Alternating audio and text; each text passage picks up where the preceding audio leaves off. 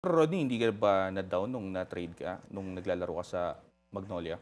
Um, Hindi na siya gano'n kasakit katulad nung first time na na-trade ako. Okey, Nung first time na na-trade ako, talagang umiyak ako nun, eh. okey. Yung nasa Ginebra ako, nung sinabi sa akin ni Coach Tim na na-trade ako, siyempre hindi pa ako sanay, hindi pa ako ano Mhm, nun, eh.